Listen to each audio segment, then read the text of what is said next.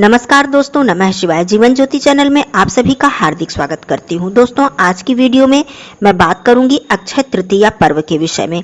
अक्षय तृतीया के पर्व पर यदि आप बहुत ज्यादा विशेष कुछ नहीं कर पाते हैं, समय की कमी है या फिर कोई और कारण है, आप कलश स्थापना नहीं कर पाते हैं, आप विधि विधान से पूजन अर्चन नहीं कर पाते हैं बहुत ज्यादा देर तक, या फिर आप पोटली की स्थापना नहीं कर पाते हैं, बहुत ज्यादा कुछ दान नहीं कर पाते हैं, तो कौन से ऐसे छोटे छोटे कार्यों से, बहुत ही आसान कार्यों से और बहुत ही कम खर्च में आप माता लक्ष्मी जी को प्रसन्न कर सकते हैं।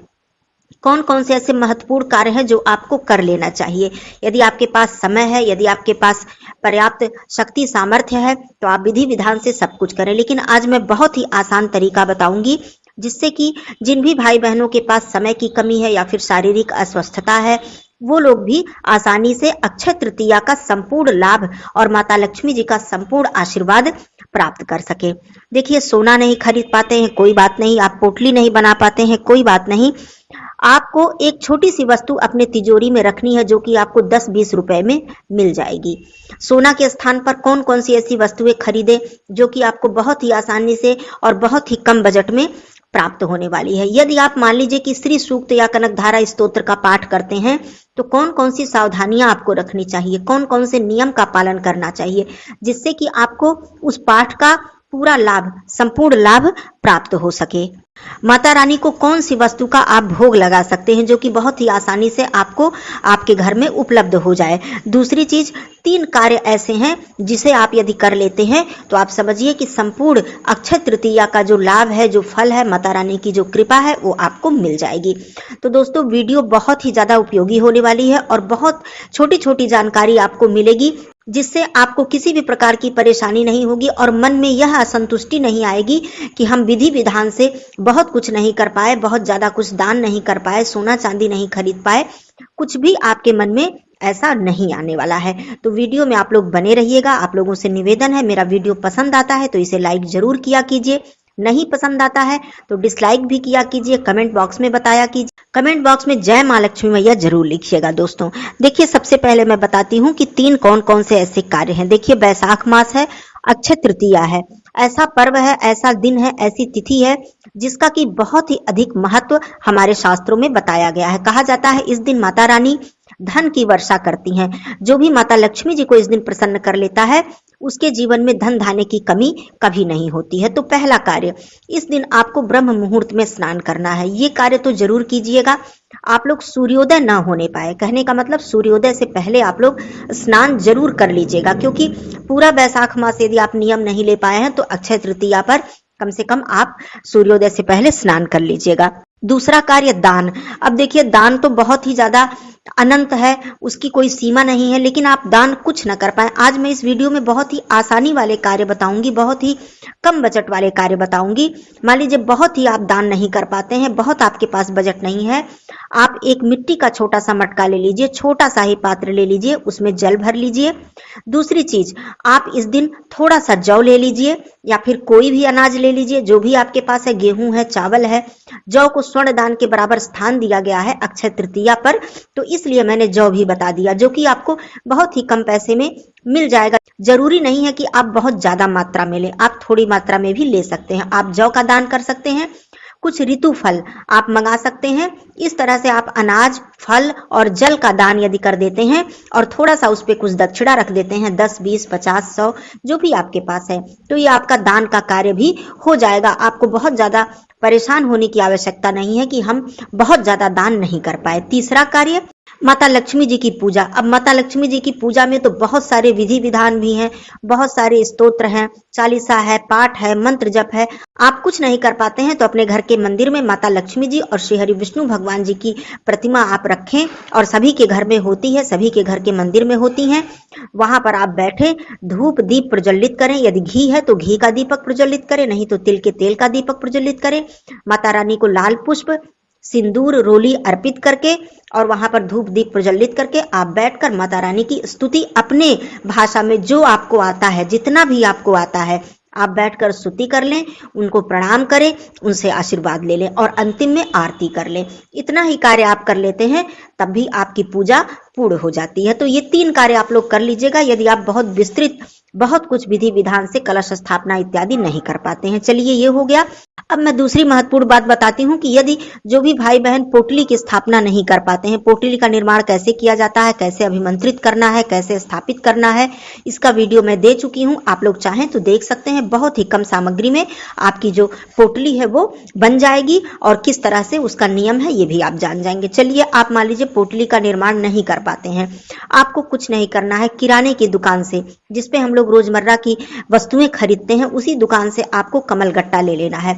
5 या 7 बहुत ही आसानी से 10-20 रुपए में आपको मिल जाएगा। कोई भी आपका बजट बिगड़ने नहीं पाएगा। आप ले लीजिए, कमल गट्टा लेकर आइए, थोड़ा सा गंगा जल पानी में डालकर उसे स्वच्छ कर लीजिए, धुल लीजिए, पोंछ लीजिए और उसे छोटे से लाल कपड़े में माता रानी के चरणों में रख दीजिए। जब आप सुबह पूजा करने बैठे तो माता रानी के चरणों में रख दीजिए और उस कमल गट्टे का भी पूजन कर लीजिए जिस प्रकार हम माता रानी की पूजा करते हैं, अर्थात अक्षत, पुष्प, रोली, सिंदूर, चंदन इत्यादि से जिस प्रकार माता रानी के चरणों की पूजा करते हैं, तो उन्हें माता रानी का स्वरूप समझकर आप पूजा कर लीजिए। धूप दीप आप अर्पित कर दीजिए, धूप दीप प्रज्वलित करके और प्रणाम करके वहीं पर आप छोड़ दीजिए थोड़ी देर। बाद में पहले गोधूली बेला होने से पहले आप उसी को बांधकर कपड़े में लपेट कर आप अपने धन स्थान पर रख सकते हैं। केवल 10-20 रुपए की वस्तु है, आपको बहुत ज्यादा पोटली का निर्माण करने की आवश्यकता नहीं है। यदि आप कर सकते हैं तो आप जरूर पोटली का निर्माण करें। ये भी आपका बहुत ही आसानी से हो गया। अब बताती हूँ आगे महत्वपूर्ण कार्य कि कौन कौन से कार्य आपको कर लेने हैं। अब देखिए, मान लीजिए आप सोना चांदी नहीं खरीद पाते हैं। बहुत से लोग ये सोचते हैं कि अक्षय तृतीया है तो हम सोना ही खरीदें, चांदी ही खरीदें, महंगी महंगी वस्तुएं खरीदें। ऐसी नहीं है कि सोना ही खरीदेंगे तभी सुख समृद्धि आएगी। आप अपने घर में जौ लेकर आए, थोड़ा सा ही जौ। आप अपने घर में पीली सरसों लेकर आए। आप इस दिन मिट्टी के पात्र खरीद लें, छोटा पात्र, बड़ा पात्र। जैसे कि छोटा पात्र दीपक आप खरीद ले। दीपक हमेशा आवश्यकता दीपक की होती है, हम पूजा में इस्तेमाल करते हैं, तो आप दीपक खरीद लेंगे, वो आपका पूजा में उपयोग में भी आ जाएगा। उसके बाद आप सेंधा नमक खरीद सकते हैं, रुई खरीद सकते हैं। ये सारी वस्तुएं सुख समृद्धि प्रदान करती हैं। आवश्यक नहीं है कि आप सोना चांदी खरीदें।